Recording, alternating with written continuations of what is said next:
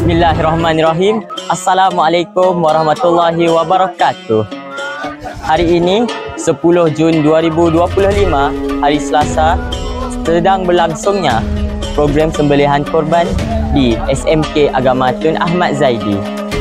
Program sembelihan korban di SMK Agama Tun Ahmad Zaidi merupakan sebuah program yang sering dijalankan oleh pihak sekolah setiap tahun. Jadi, mari kita menelusuri apa sahaja program yang berlaku pada hari ini. Seluruh warga sekolah yang hadir akan bersama-sama menikmati jamuan makan tengah hari. Ini adalah waktu untuk mengeratkan lagi silaturahim, berkongsi rezeki dan meraihkan semangat kebersamaan selepas seharian bersama dalam ibadah.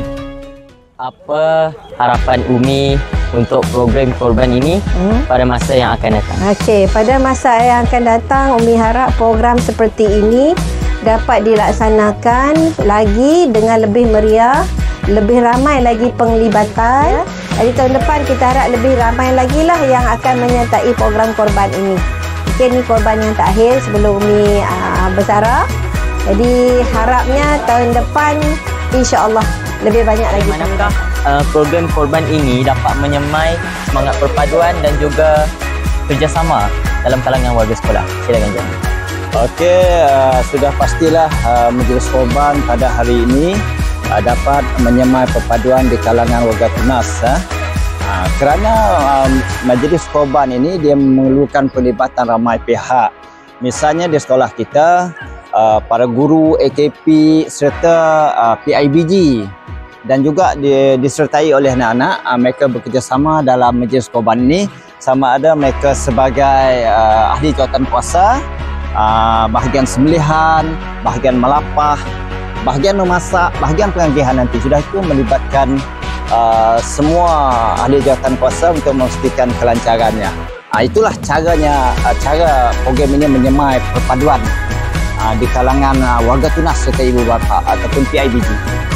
Apakah aktiviti yang biasanya dilakukan semasa program korban selain daripada penyembelihan haiwan?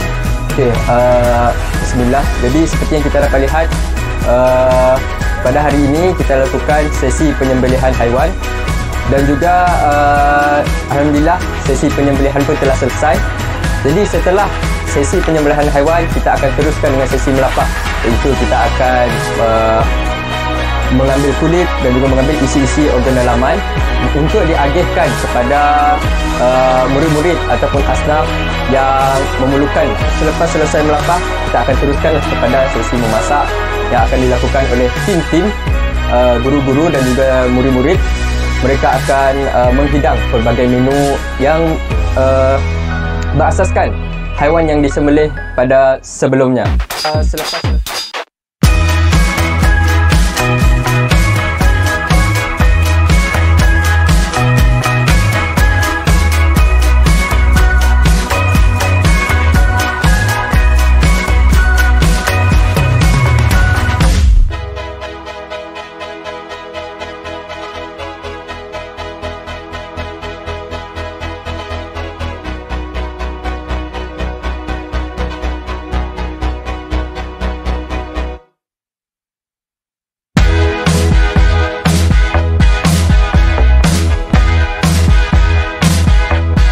Sampai di sini sahaja program kita pada hari ini. Terima kasih kerana setia bersama kami dari awal hingga penghujung. Sekian, wabillahi taufik wal hidayah. Wassalamualaikum warahmatullahi wabarakatuh.